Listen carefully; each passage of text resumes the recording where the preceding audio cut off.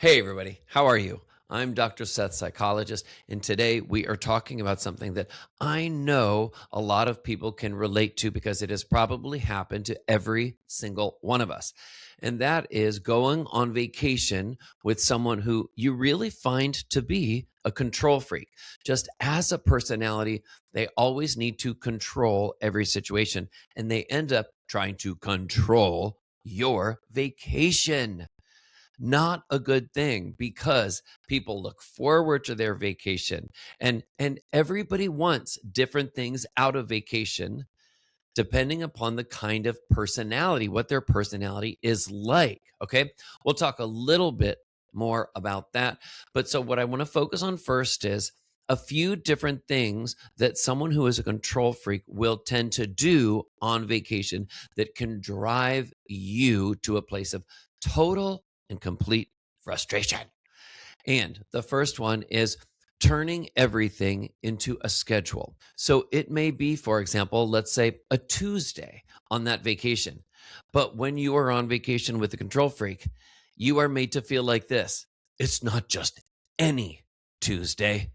This Tuesday, there is a schedule, and everybody must keep to the schedule.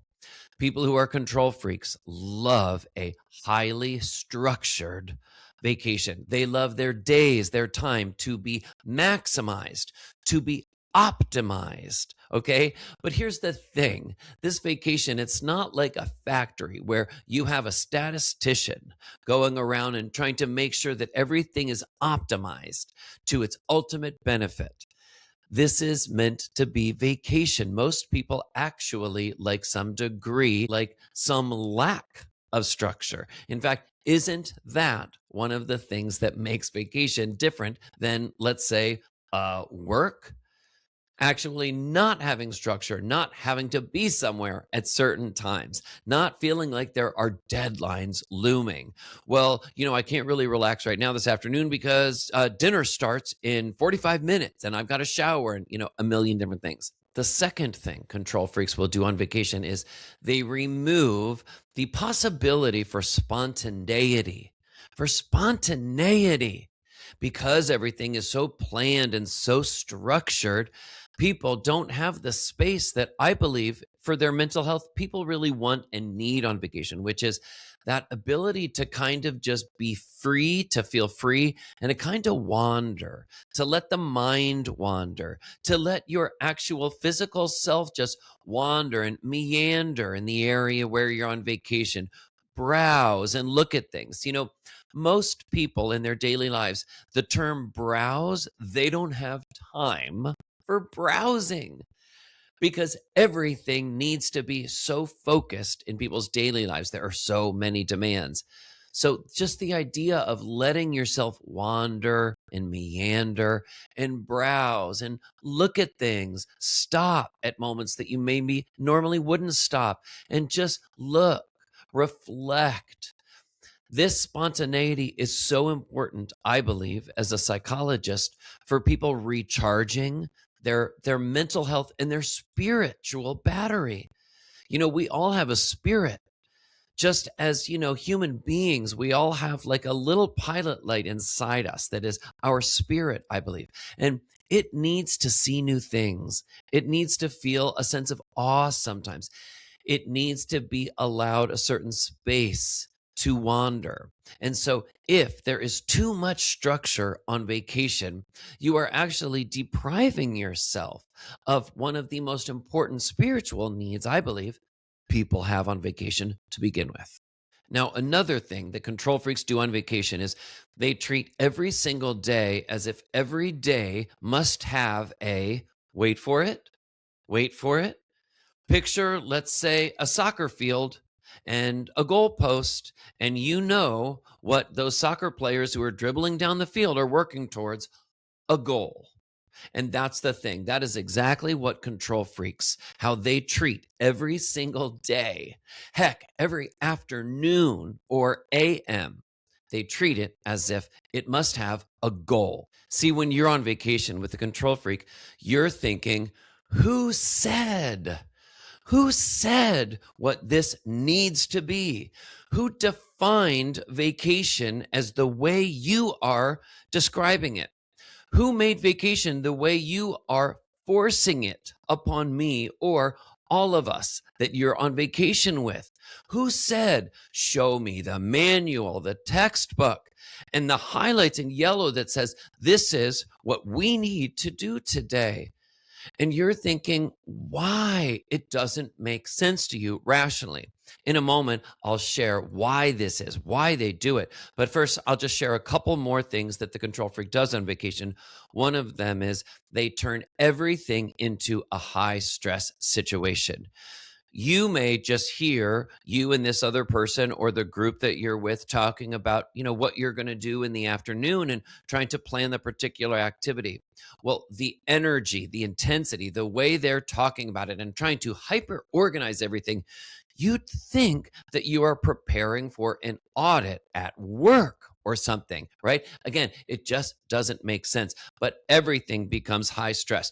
When it comes to a restaurant reservation, well, we need to make reservations now because it's as if, God forbid, what would happen if you end up going to the restaurant, they can't seat you for dinner, and as if you just had to walk on the street and look around and maybe stumble upon something else. Who knows? You might be able to find an even better restaurant. But again, all that spontaneity is removed because this is a high stress situation for the control freak. They just don't really allow that space for things to just be, for things to kind of unfold naturally or in an organic way. And then the final thing the control freaks do on vacation, and I don't even need to say it because you can feel this in your bones, is they tend to dominate every decision. And if there happens to be a situation where a decision hasn't been made on something, how you guys get to the airport on the way back, or what you're going to do on a particular morning, or where you're going to rent the bikes, any number of little things. If somebody doesn't make a decision or there isn't a clear decision that's been made, well, they will make it because every time, every situation requires a final decision. And again, you're thinking, really? Does it? So, overall, what it feels like to go on vacation with a control freak doesn't matter who it is in your life, a family member, a friend, heck, it could even be a romantic partner. It's made to feel, they make you feel like they run a tight ship. That's what they really need everybody to understand. Think about it this way, if they were an avatar, that avatar, they'd have a clipboard. Okay, they'd have a clipboard wrapped to their chest. They've got a sharp pencil. So see, the takeaway for you is that yes, you can see they're trying to run a tight ship. That's how they are operating. But you're there thinking, wait a minute, who said we need you to be a cruise director? Who put you in charge? And then you're also thinking, and who said this is a ship? We are not out at sea. This is not a tanker. Why are they treating this as if this is something where they need to run a tight ship? It's vacation. Okay, which brings me to why are they doing this? What is your role? How do you function when you're on vacation with the control freak? Honestly, anxiety is usually underneath what motivates the fuel underneath the control freak's behavior. Anxiety. They have so much anxiety. Now, here's the wild thing about any control freak personality, and I bet you can figure out the answer to this question. If you were to ask the control freak in your life, can I ask you a question? Do you think of yourself as a really anxious person? What do you think they would say? And you know what they would probably say, which is no. But it doesn't mean they're not. Just because a person doesn't know, doesn't see that they're a control freak, it doesn't mean they deep down don't believe they're a control freak. It means they are desperately trying to not let themselves see it. They don't want to believe that they're a control freak. They don't want to see just how anxious and sometimes kind of problematic their anxiety is, and also how much their anxiety can negatively impact the people closest to them. They don't see it, and they also don't want to see it. So what you end up doing, you in your role on Vacation with a Control Freak, you end up being there actually to agree to a lot of their plans, to be compliant with all the structure they need to impose. You end up being there to help them manage their anxiety. That's your role. That's your role. You end up being there to help them manage the anxiety they feel in that lack of structure on vacation. And all you want is for them to just relax. Just relax. Well, relaxing might be something that you can do, but for someone with a lot of anxiety, they can't. They don't know how. They can't let themselves relax. And actually, if you take a control freak and you get them to a place of actually feeling relaxed inside their body, guess what they also feel? And it starts with the letter V. It starts with the letter V and it's vulnerable. Okay. So, what can you do? You can be awfully careful before you make vacation plans with anyone. And one thing that's interesting is people who are older, who are more decades into life, have often learned this better than people who are younger, let's say in their 20s and 30s.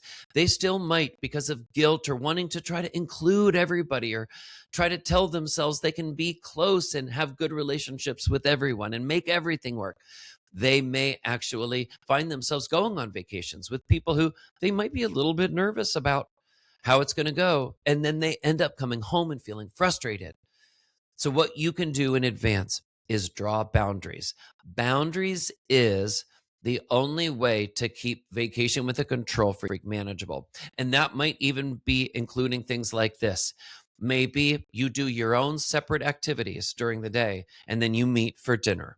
You are careful about the amount of time that you spend with that person. You draw clear boundaries in advance. Now, maybe I'm okay with one activity a day, but I don't want multiple scheduled activities. And you might even have to say something like this, and a dinner reservation at a particular time, that counts for one activity. Because a control freak with their clipboard, they will have that thing scheduled from 8 a.m. until 10 p.m. And then the final thing that I want to mention is I have multiple videos here on my channel on different types of relationships with the control freak and how to manage them that can be helpful for you. These are under my playlist, The Psychology of Toxic People, because this is one of the problems. This is one of the relationship type problems people have with others that is the most frustrating. I'm Dr. Seth, psychologist.